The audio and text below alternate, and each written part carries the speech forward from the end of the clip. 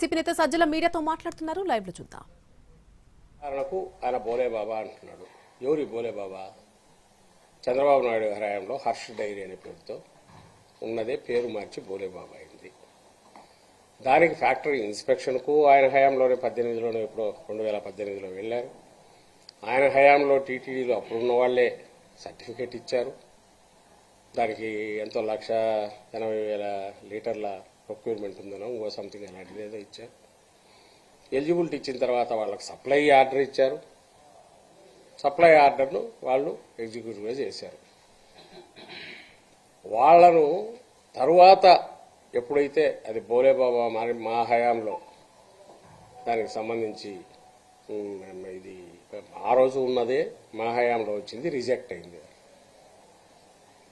ఇప్పుడు ఆరోపణ వేరే కంపెనీల ద్వారా వచ్చారనేది. సరే, వేరే కంపెనీల ద్వారా వచ్చి నువ్వు ఏ శాంపుల్స్ బట్టి చెప్తున్నావు?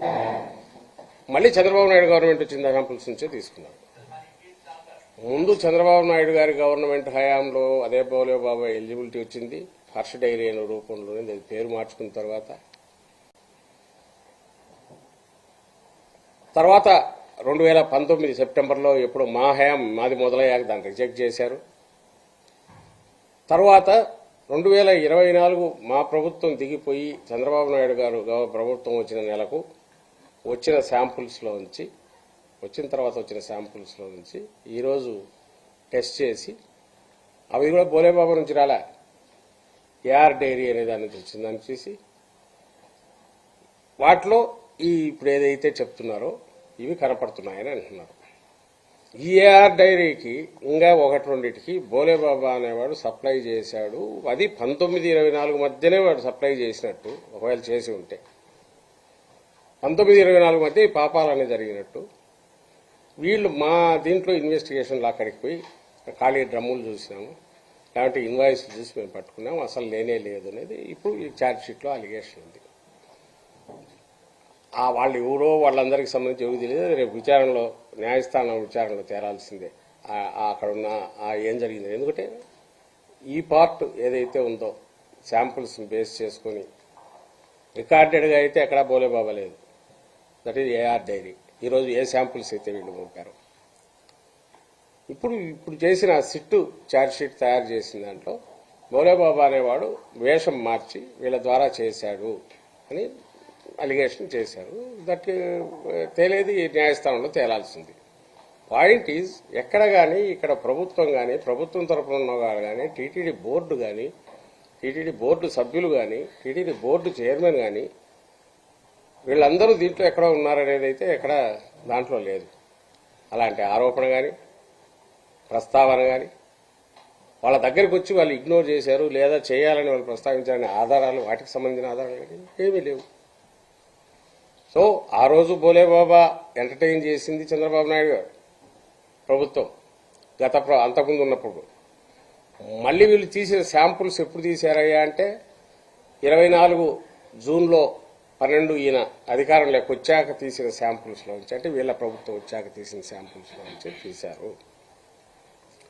ఈ శాంపుల్స్ కూడా బోలేబాబాకు సంబంధించినవి కావదు, ఏఆర్ డైరీకి సంబంధించినవి. ఆ ఏఆర్ డైరీకి బోలేబాబా సప్లై చేశాడనేది మా ఇన్వెస్టిగేషన్లో మేము కనుక్కున్నామని ఈరోజు సిట్టు అలిగేషన్ చేసింది. అది తేలాల్సింది అక్కడ. ఇంక ఎక్కడ 19-24 సుబ్బారెడ్డి గారు ఉన్నప్పుడు లేదా జగన్మోహన్ రెడ్డి గారు అధికారంలోకి వచ్చిన తర్వాత మొత్తం టీటీడీ దీంట్లోనూ ఏ రకంగా తప్పు జరిగిందని తెలుస్తుంది లేదు.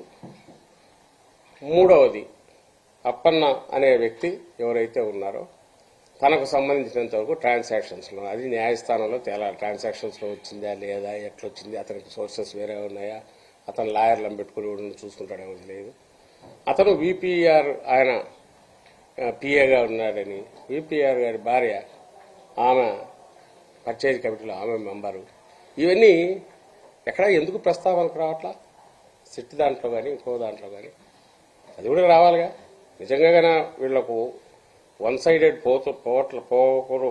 పోవట్లేదు, నిష్పాక్షికంగా జరుగుతోంది అనుకుంటే అన్నీ ప్రస్తావించవచ్చు. ఎస్విపిఆర్ గారు పార్టీలో ఉన్నారనొచ్చు, ఆయన భార్య గారు ఆమె అప్పుడట్లో టీటీడీ మెంబర్ గారు, ఇవన్నీ ప్రస్తావించండి కాదనట్లు. ఇందులో ప్రజలకు తెలియని ఏమీ లేవు. బట్ బ్యాంక్ అకౌంట్లో ఆయనకు శాలరీస్ అక్కడి నుంచి పోయినప్పుడు అవైతే ఇన్వెస్టిగేషన్లో రావాలిగా, ఎందుకు రాలా? ఈ క్వశ్చన్ కూడా వేయాలిగా. సిట్ అనేది స్పెషల్గా చేస్తున్నప్పుడు అవి తీసుకోండాలిగా. దీన్ని పట్టుకొని వీళ్ళు పదే సుబ్బారెడ్డి పిఏ అని వీళ్ళు అనడం ద్వారా ఏమి చేయాలనుకుంటున్నారంటే మళ్ళీ ఇంకా ఫర్దర్ ఇంకో నీచమైన రాజకీయం లేక ఎక్కడికి తీసుకెళ్లాలనుకుంటున్నారు అనేది అర్థమవుతుంది. పోనీ నిజంగా సుబ్బారెడ్డి గారు ఏదైనా తప్పు చేసింటే ఇది కామన్ సెన్స్ పిల్లోళ్ళైనా ఇవ్వడం చెప్తాడు. పోయి సుప్రీంకోర్టు దగ్గరికి ఆయన ఎందుకు పోతాడు నేరుగా? అయ్యా, అన్యాయమైన ఆరోపణ చేశారు, మీరే దీన్ని చేసేసి న్యాయం చేయండి, ఈ అన్యాయాన్ని సరిదిద్దండి, ఇక్కడ మహాపాపం జరుగుతోంది అన్నారు. పోనీ సుప్రీంకోర్టు ఏం కామెంట్ చేసింది? ఓ బాధ్యత కలిగిన స్థానంలో ఉన్న ముఖ్యమంత్రి అలాంటి బాధ్యతారహితమైన అంత ర్యాష్ కామెంట్స్, హేస్టీ కంక్లూజన్కు ఎట్లొస్తారు అని అది కూడా ప్రశ్నించిందిగా. నువ్వు ఇన్వెస్టిగేషన్ లేదు, ఎలాంటి దాని మీద డిపార్ట్మెంటల్ ఏదైనా లేదు, బోర్డు వైపు నుంచి లేదు, ఎలాంటిది లేకుండా ఒక ముఖ్యమంత్రి తనకు డైరెక్ట్ సంబంధం లేదు. కొన్ని ఆయన ఏం పర్చేజ్ డిపార్ట్మెంట్ చూసేవాడు కాదు, టీటీడీ బోర్డు మెంబర్లకే సంబంధం లేదు, చైర్మన్కు సంబంధం ఉండదు, ఈఓకు సంబంధం ఉండదు, దానికి సపరేట్ సిస్టమ్ ఏదో ఫామ్ చేసి ఇచ్చేసిన దాంట్లో ఒక ముఖ్యమంత్రి ఏ రకంగా ఈ కామెంట్ చేశాడు అని సుప్రీంకోర్టు క్వశ్చన్ చేసింది. సో ఇవన్నీ ఏం సూచిస్తున్నాయంటే చంద్రబాబు నాయుడు గారికి తెలిసిన ఏకైక విద్య ఆయన కానీ నేను గతంలో కూడా అన్నప్పుడు వాళ్ళు రియాక్ట్ అయ్యారు. ఇది ఒక ప్రత్యేకమైన తెగ, అది ఒక